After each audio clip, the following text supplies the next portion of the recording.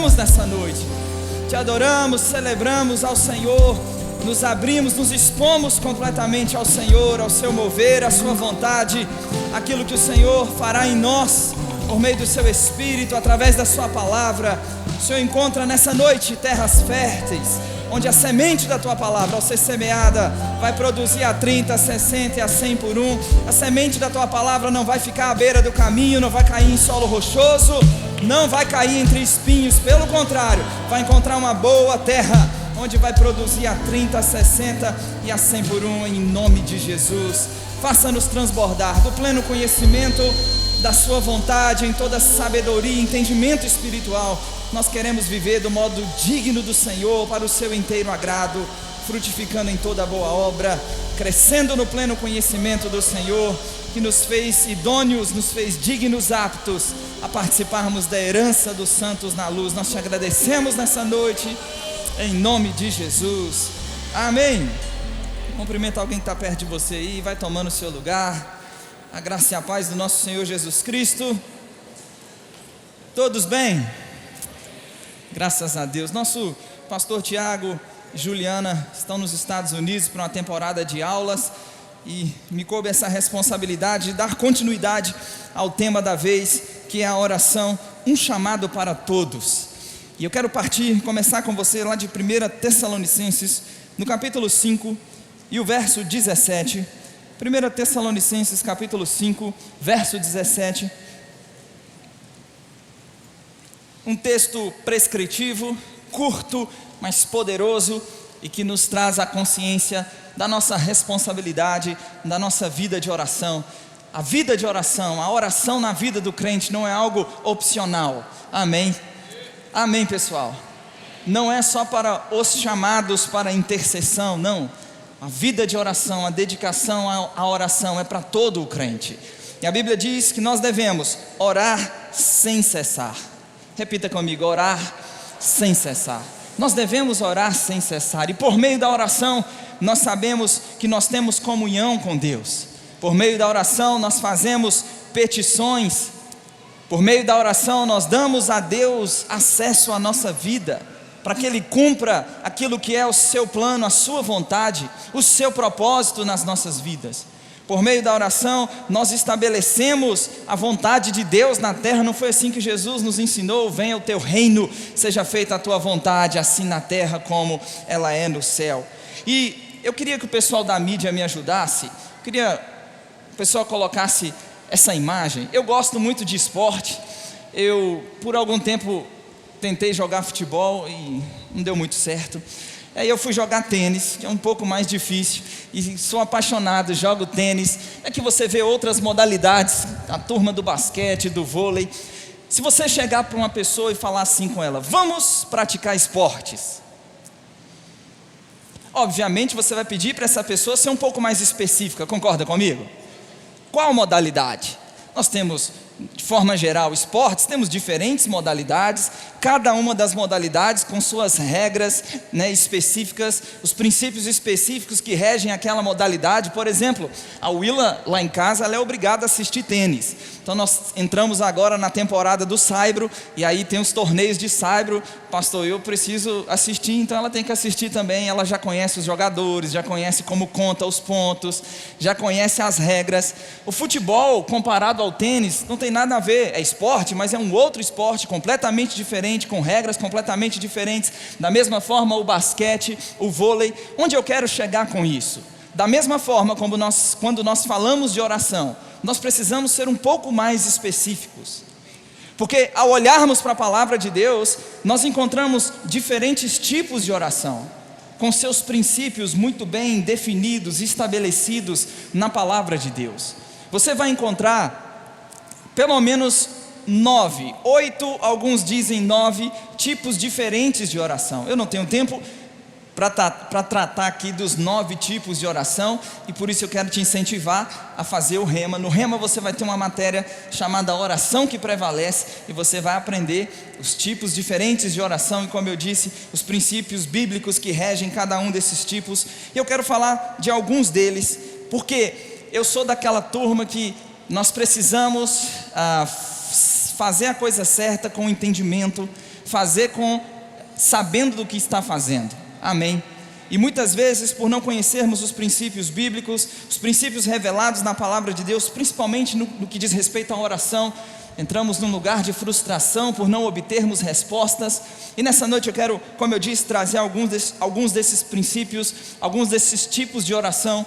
E o primeiro deles é a oração da fé, ou a oração de petição. No Evangelho de Mateus, no capítulo 7, Evangelho de Mateus, no capítulo 7, a partir do versículo 7, são palavras do nosso Senhor Jesus Cristo. Evangelho de Mateus, capítulo 7, verso 7, a Bíblia diz: pedi e dar-se-vos-á, buscai e achareis, batei e abre-se-vos-á, pois todo o que pede recebe, quem busca encontra, quem bate ser-lhe-á aberto. Ou qual dentre vós é o homem que, se porventura o filho lhe pedir pão, lhe dará pedra? Ou se lhe pedir um peixe, lhe dará uma cobra? Ora, se vós que sois maus, sabeis dar boas dádivas aos vossos filhos, quanto mais o vosso Pai Celeste, que está nos céus, dará boas coisas aos que lhe pedirem. Jesus disse: peçam e será dado a vocês. Quem pede, recebe. E nós olhamos para outras porções da Escritura. Evangelho de João, no capítulo 15, no verso 7, palavras também do nosso Senhor Jesus Cristo. Jesus disse: se alguém permanecer em mim, e as minhas palavras permanecerem em vós, pedireis o que quiserdes, e vos será feito. Pedi, dar-se-vos-á, buscai, acharei, batei, abre-se-vos-á. Quem pede, recebe. Quem permanecer em mim, e as minhas palavras se permanecerem em vós, vocês vão pedir o que quiser, e será feito a vocês. Agora, a Bíblia também fala de gente que pede e não recebe. E a Bíblia também deixa claro por que não se obtém os pedidos feitos. Em Tiago, no capítulo 4, nos versículos 3 e 4, Tiago diz: pedis e não recebeis, porque pedis mal, para gastardes ou esbanjardes em vossos próprios prazeres. Ele diz: infiéis, não compreendeis que a amizade com o mundo é inimiga de Deus? Aquele, pois, que quiser ser amigo do mundo, constitui-se em inimigo de Deus. Então Tiago deixa claro que tem gente que pede e não recebe porque é mais amigo do mundo do que de Deus. E seus pedidos somente giram em torno de esbanjar seus próprios prazeres. Nós precisamos, a primeira coisa a ser feita é pedir. Irmão, peça alguma coisa. Não tem nada difícil para Ele, não tem nada impossível para Ele, não tem nada que Ele não possa fazer. Eu lembro, eu e o Willa recém-casados, pensa, liso. Casei ganhando um salário, ela era voluntária no Rema. Eu fui numa cidade no interior de São Paulo, um pastor tinha me feito um convite. Eu já tinha um desejo, estudante de escatologia, já tinha um desejo de ir a Israel. Fui em uma cidade no interior de São Paulo, como eu disse, esse pastor me convidou para esse evento. E esse pastor, ele me disse algo que mexeu muito com a minha fé. Ele disse para mim: Deus leva a Israel quem ama Israel. Não pense em alguém que agarrou aquela declaração. Deus leva a Israel quem ama Israel. Senhor, pedi, dar-se-vos-á, buscar e acharei. Eu te peço, Senhor, abra a porta para mim, para Israel. Eu creio que eu vou para Israel. E eu pensava sobre aquilo, eu creio que eu vou para Israel. Marcos 11, 24 diz: por isso vos digo, que tudo quanto em oração pedirdes, crede que recebestes. Não é crer que vai receber quando se manifestar, é crer que recebeu no momento em que orou. Crede que recebestes, e será assim convosco. Estávamos, um pouco antes de casar, eu estava dando uma aula de escatologia. No final da aula, uma irmã chegou para mim e disse: vou te dar uma viagem para Israel. Eu já, como eu disse, já estava crendo, já tinha passado pela experiência, o casamento foi um pouco depois disso. Essa irmã disse: eu vou dar para você uma viagem para Israel. Eu celebrei, fiquei contente, chegou a viagem para Israel. Ela disse: você vai casar, né? Eu descobri que você vai casar, vou fazer o seguinte, eu vou te dar a viagem de lua de mel, pode ser? Eu pensei, eu não vou viajar para Israel de lua de mel. Quem ouça, entenda. Deserto, de ponta a ponta, calor, lua de mel, não vou de lua de mel para Israel. A irmã diz, pode escolher o destino que vocês quiserem ir. Na época escolhemos um outro destino, viajamos, nos casamos, viajamos, lua de mel foi uma grande bênção, mas Israel ainda não tinha acontecido. E eu, Marcos 11, 24, eu orei, eu criei que eu recebi, está feito.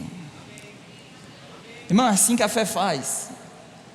Vou repetir, assim que a fé faz. Um belo dia, terminou a reunião, um culto lá na nossa igreja em Belo Horizonte. Um irmão, eu estou encostado na porta, aquele momento de comunhão pós-culto. Um irmão me pergunta, ô Tiago, você está estudando o quê? Está lendo sobre o quê? Eu disse, na época, estou estudando isso, aquilo. Ele disse, Deus falou comigo para eu te levar para Israel. Do nada, irmão, do final do culto, encostado ali encostado na porta da igreja, o irmão chegou, Deus falou comigo para eu te levar para Israel. E eu lembro até hoje, 17 de maio, eu estava fazendo uma escala na Turquia, para depois Tel Aviv. Irmão, pede que será dado. Pediu, creu que recebeu, vai ser assim com você. Tem alguém crendo aqui em alguma coisa da parte de Deus? Ei, não tem nada, como eu disse, não tem nada impossível para Ele, não tem nada difícil para Ele, não há nada que Ele não possa fazer, meu irmão. Jesus disse, verso 11, se vós que sois maus, sabeis dar boas dádivas aos vossos filhos, quanto mais o vosso Pai Celeste que está nos céus, dará boas coisas aos que lhe pedirem.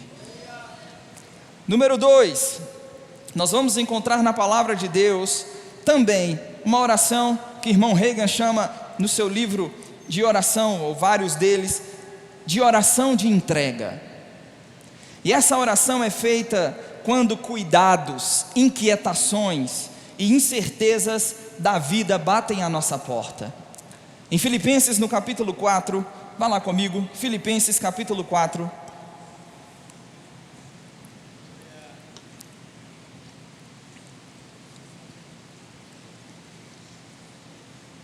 Filipenses capítulo 4, quantos acharam? Verso 6, a Bíblia diz, não andeis ansiosos de coisa alguma, em tudo porém, em tudo irmãos, a Bíblia diz, sejam conhecidas diante de Deus, as vossas petições com oração, com súplica, com ações de graças.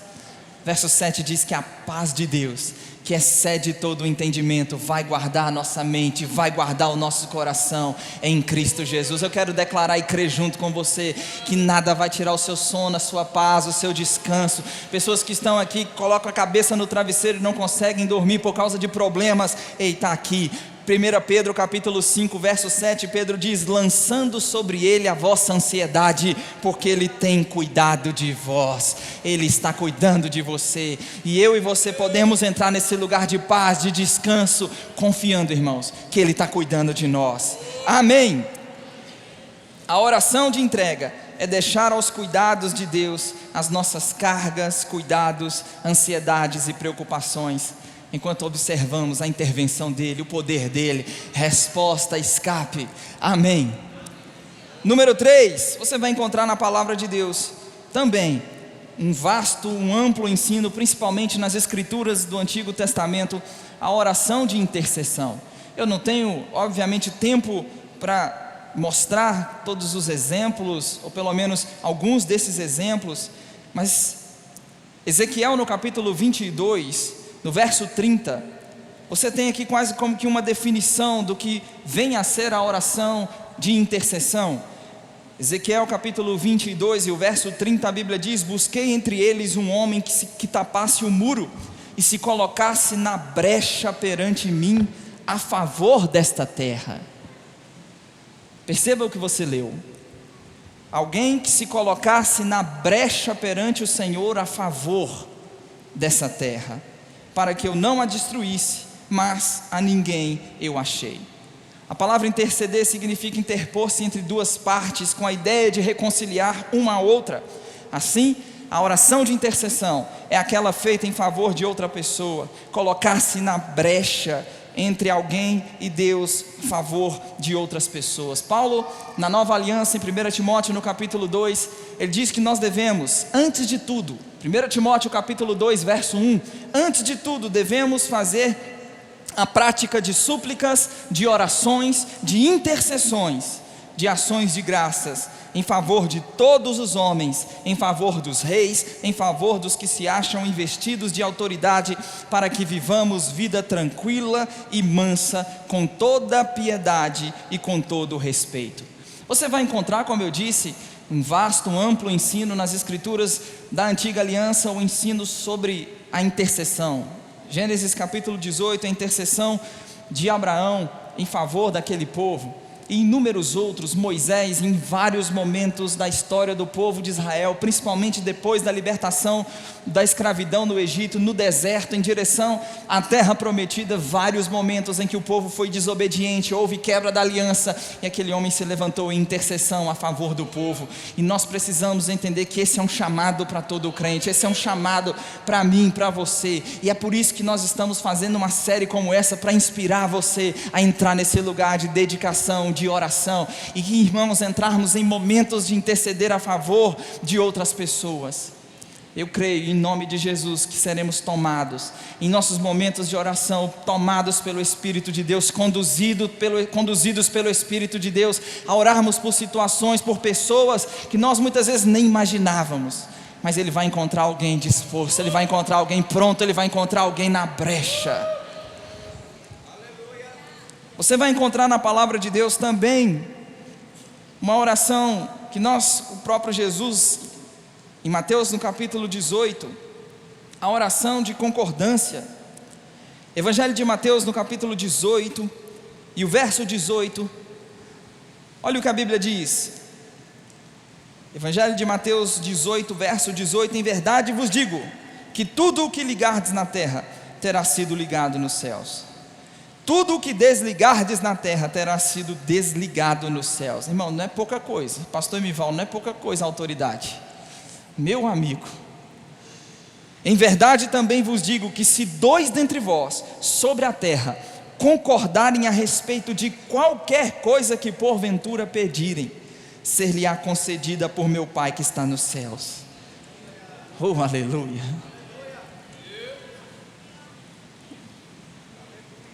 Está passando alguma situação impossível, que parece difícil demais? Procure alguém. Agora aqui, pense como você, que vai crer junto com você. Não é igual aquela turma, lembra da filha de Jairo? Para quem incomoda o mestre, a menina já está morta, fica longe de gente assim. Jesus mandou, sai todo mundo, vai entrar só os pais. Procura gente que vai crer junto com você, que vai concordar junto com você.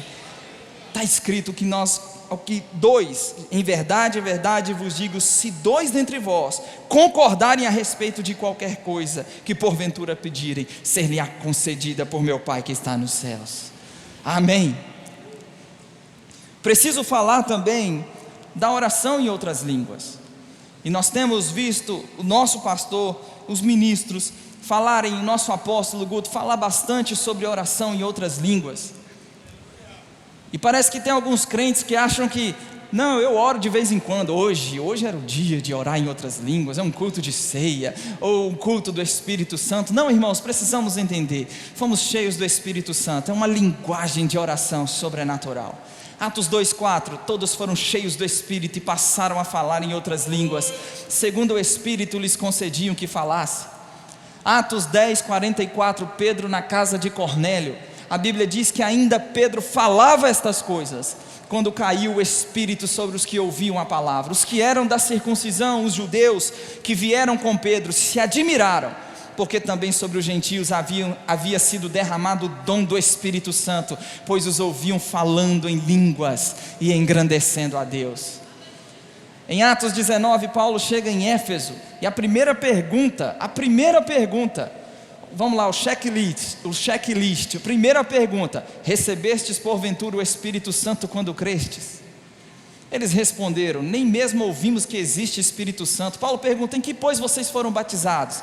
Eles responderam: no batismo de João. Vamos lá, até aquele momento João já havia completado sua carreira.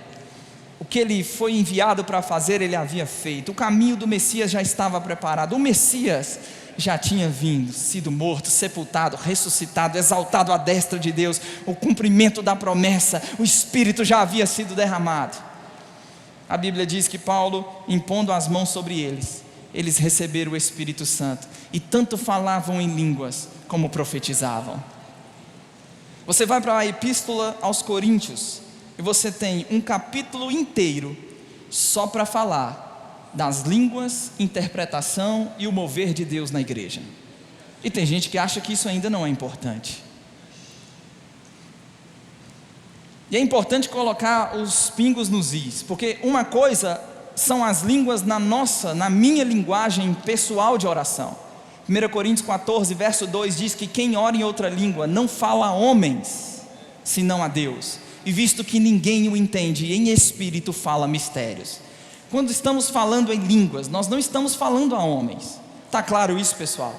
Paulo diz, estamos falando diretamente com Deus, em espírito. Se você procurar uma tradução para essa palavra, principalmente nos bíblicos, no Vine, entre outros, você pode achar ali talvez um sentido dessa palavra mistérios como segredos divinos.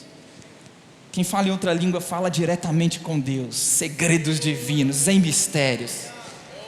Ele diz que num culto público, a profecia edifica a igreja, porque exorta, consola e edifica.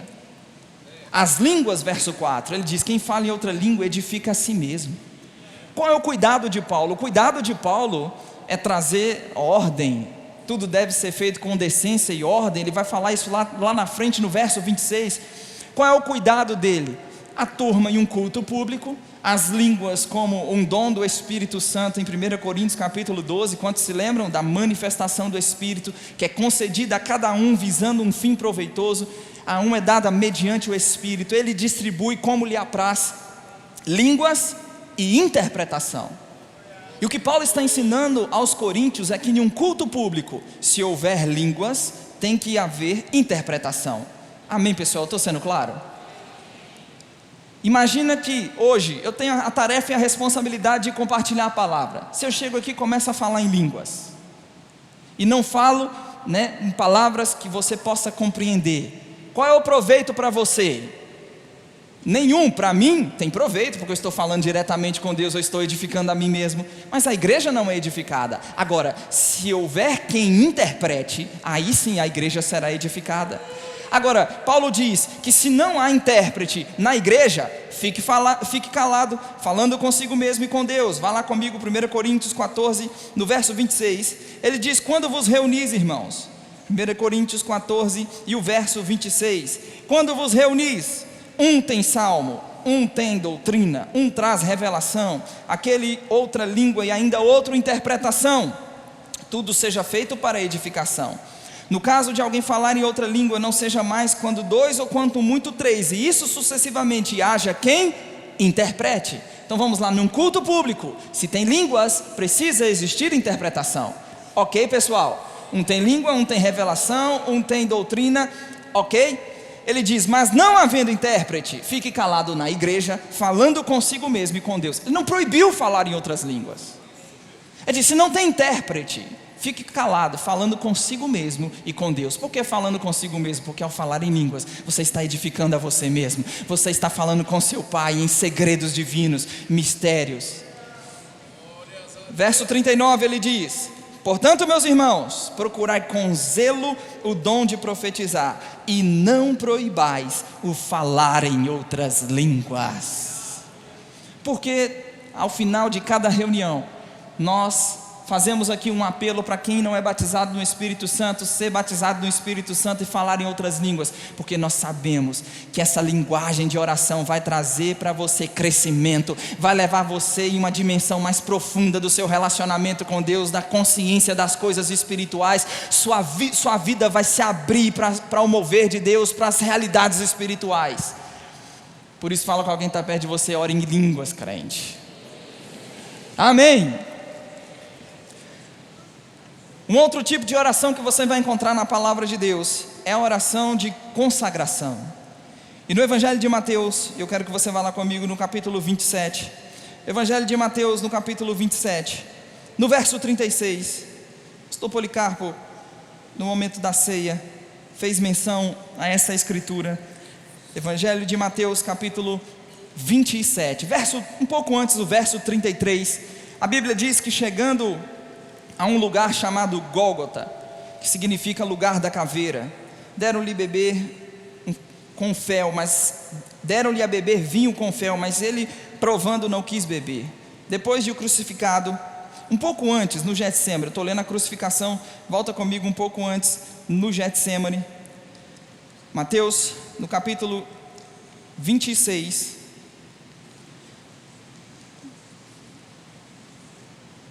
está aí comigo? Verso 37 diz: levando consigo a Pedro e os 2 filhos de Zebedeu, começou a entristecer-se e a angustiar-se. Então lhes disse: a minha alma está profundamente triste até a morte, ficai aqui e vigiai comigo. Adiantando-se um pouco, prostrou-se com o rosto em terra e orando, dizendo: meu pai, se possível, passa de mim este cálice, todavia não seja como eu quero, e sim como tu queres.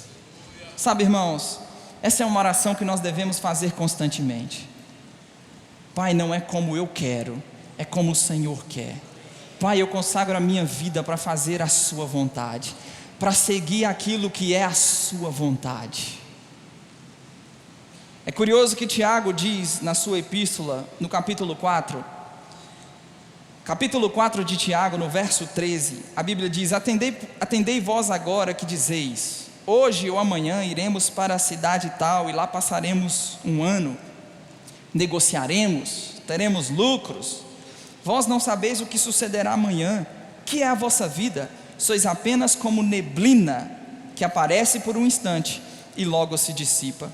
Em vez disso, devias dizer: se o Senhor quiser, não só iremos, como também faremos isto ou aquilo. Agora, entretanto, vos jactais, essa palavra significa orgulho, das vossas arrogantes pretensões. Toda jactância semelhante a essa, ela é maligna.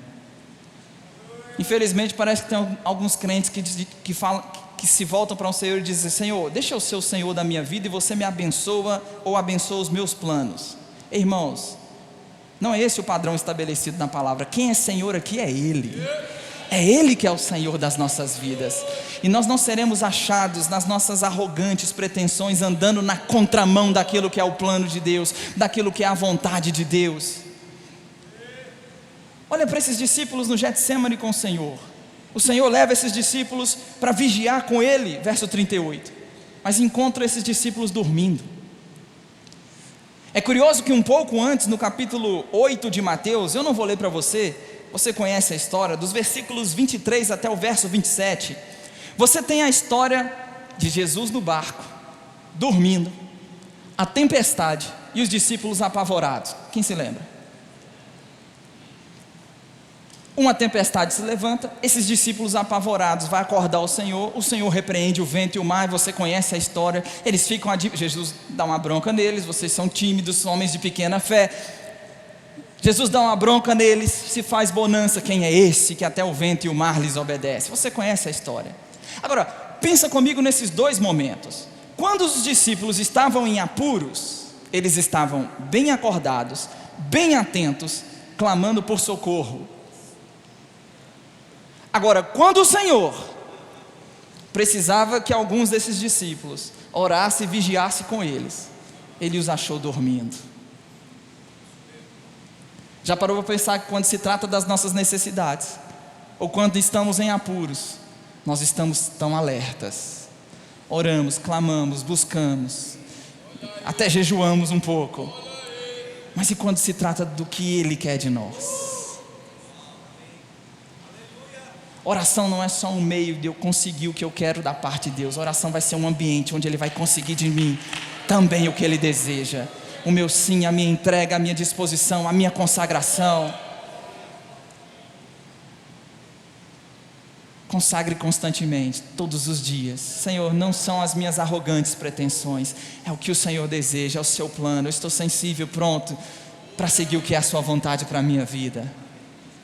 Por último, para encerrarmos, você vai encontrar também na palavra de Deus oração, louvor e adoração.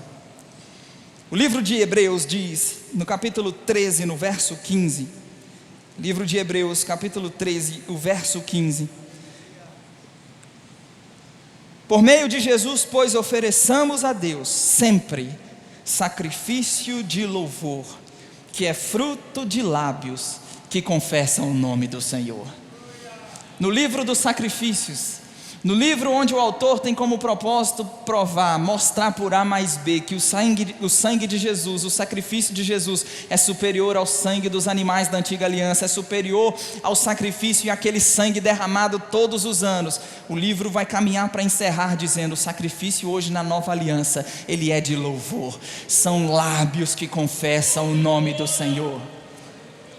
E você vai encontrar na palavra de Deus, e eu vou tentar mostrar para você pelo menos um exemplo, lá no livro de 2 Crônicas, segundo livro das Crônicas, no capítulo 20, você vai ver uma história tão inspiradora. Não dá tempo de ler todos os versículos, mas eu quero que você olhe comigo alguns versículos. Você tem a história de um rei acostumado com muitas batalhas, com muitas guerras, que obteve muitas vitórias, esse rei Josafá.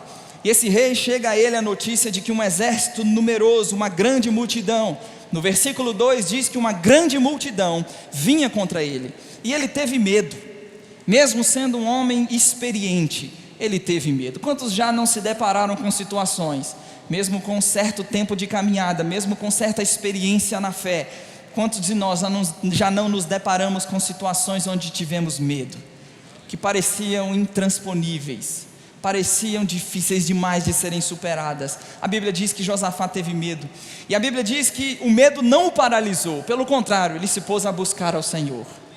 E a Bíblia diz que ao buscar ao Senhor, ele reconhece a grandeza do Senhor, ele faz orações, recorda as promessas divinas, promessas que foram feitas. Se alguém orasse diante daquele templo, as orações seriam ouvidas, eles seriam livres dos seus inimigos. Tudo isso está no texto. No verso 14, segundo livro das Crônicas, capítulo 20, o verso 14, a Bíblia diz que a palavra do Senhor vem no meio da congregação sobre Jaziel, e a Bíblia descreve de quem ele era filho. E então no verso 15 a orientação é: dai ouvidos todo o Judá e vós moradores de Jerusalém, e tu, ó rei Josafá, ao que vos diz o Senhor: não temais, nem vos assusteis por causa dessa grande multidão, pois a peleja não é vossa, mas ela é de Deus. Amanhã descereis contra eles, e eis que sobem pela ladeira de Ziz, encontrá-lo-eis no vale, no fim do vale, defronte o deserto de Jeruel. Neste encontro não tereis que pelejar. Tomai posição, ficai parados e vede o salvamento que o Senhor vos dará, ó Judá e Jerusalém. Não temais, nem vos assusteis. Amanhã saí-lhes ao encontro, porque o Senhor é convosco. Então a Bíblia diz que Josafá se prostra com o rosto em terra, eles adoram ao Senhor. Agora é curioso, o verso 19 diz, verso 19: dispuseram os levitas, está aí comigo? Dispuseram os levitas, os filhos dos coatitas e dos coreitas, para louvarem ao Senhor, o Deus de Israel, em alta voz sobremaneira. Pela manhã cedo se levantaram, saíram ao deserto de Tecoa. Ao saírem eles, pôs-se Josafá em pé e disse: ouve-me, ó Judá, e vós moradores de Jerusalém, crede no Senhor vosso Deus e estareis seguros, crede nos seus profetas e prosperareis. Josafá estava crendo na orientação que o Senhor deu por meio de Jaziel. Aconselhou-se com o povo. Agora é curioso o versículo 21, pastor Policarpo. Aconselhou-se com o povo e ordenou cantores para o Senhor.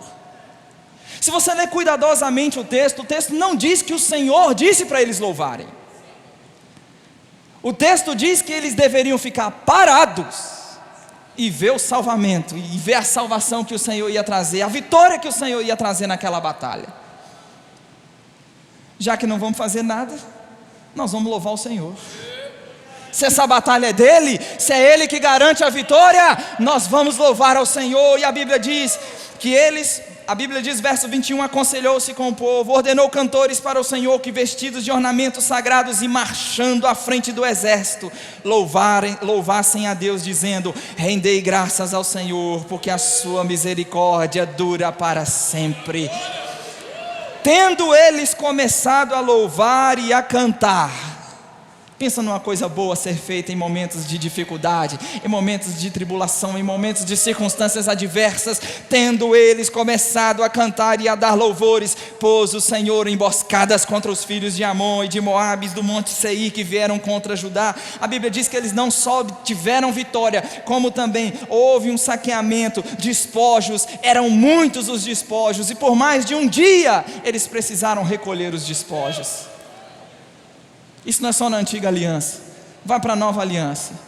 Paulo e Silas, à meia-noite, eles oravam e cantavam louvores. Eles foram guiados. Paulo foi conduzido à Macedônia por meio de uma visão. Se você ler Atos 16 a partir do verso 6, você vai ter os detalhes, a forma e a maneira como foram conduzidos para aquele destino. A Bíblia diz que eles, percorrendo a região frígio-gálata, tentaram pregar a palavra de Deus. O Espírito de Jesus não permitiu. Contornando Mísia, tentaram ir para a Bitínia. A Bíblia diz que na noite Paulo tem uma visão, na qual um macedônio, na visão, diz para ele: passa a Macedônia e ajuda-nos. Imagina que coisa poderosa. Lídia se converte, você pode ler depois o texto. Uma jovem adivinhadora, depois de acabou o lucro que ela dava aos seus senhores, debaixo de influência de espíritos malignos. A Bíblia diz que os senhores, vendo que se desfizera a esperança do lucro, agarraram Paulo e Silas, depois de açoites, jogaram eles na prisão. Mas a Bíblia diz que à meia-noite eles oravam e cantavam louvores a Deus. Está passando alguma meia-noite? A Bíblia sempre dá dose de realidade a respeito das circunstâncias, irmãos. A Bíblia não há fantasia na Escritura. Se alguém te apresentou um evangelho que disse: olha, você vai crer em Jesus, crer em Jesus significa isenção de oposições, de circunstâncias, fez você assinar o contrato e escondeu as letrinhas pequenas dele, porque a Bíblia sempre dá doses de realidade a respeito das circunstâncias. Só que a mesma Bíblia que dá dose de realidade a respeito das circunstâncias, ela também não nos deixa perder a perspectiva, a fé de que haverá intervenções de Deus em cada uma delas. Muitas são as aflições dos justos, mas não é de algumas, é de todas que o Senhor o livra. A questão não é se haverá ou não haverá momentos de oposição, a questão não é se haverá ou não haverá tribulações, oposições, circunstâncias adversas. A questão é qual é a atitude que eu e você vamos manter em meio a elas. Tiago diz: tenha por alegria o passar por várias provações. Não é por causa da provação, mas é porque ela vai produzir em nós. É como estaremos daqui a pouco depois dela. E eu não sei você, irmão, eu estou entusiasmado para louvar a Deus. Eu estou entusiasmado. Cadê o pessoal da música? Eu estou entusiasmado para louvarmos ao Senhor. A Bíblia diz, continuando o texto, verso 27 diz: então voltaram todos os homens de Judá e de Jerusalém, de Josafá à frente deles, e tornaram para Jerusalém com alegria, porque o Senhor lhes dera vitória sobre os seus inimigos. Eu creio junto com você, irmãos, que ao louvar ao Senhor vai ser uma semana de vitórias, vai ser uma semana de respostas, vai ser uma semana onde o telefone vai tocar, pessoas vão atravessar o seu caminho, oportunidades vão surgir diante de vocês, portas vão se abrir, mas portas também vão se fechar. Quantos creem nisso? Fiquem em pé comigo nessa noite. Oh Pai, nós te agradecemos por tua palavra, nós te agradecemos porque o Senhor é por nós, quem será contra nós? Nós te agradecemos porque o Senhor não poupou o seu próprio Filho, e se não poupou o seu próprio Filho, como o Senhor não nos dará graciosamente todas as coisas? Se não poupou o seu próprio Filho, o que mais o Senhor não possa fazer por nós? O que mais Ele não pode fazer por você, meu irmão? Por isso eu quero mesmo, no nome de Jesus Cristo, te entusiasmar, fazer com que você saia daqui entusiasmado. Essa circunstância, essa adversidade, ela vai se render ao poder do nome de Jesus, ela vai se render ao poder de Deus, e nós contaremos os feitos poderosos do Senhor nas nossas vidas. Te louvamos por causa da sua bondade, te louvamos por causa do seu poder, te louvamos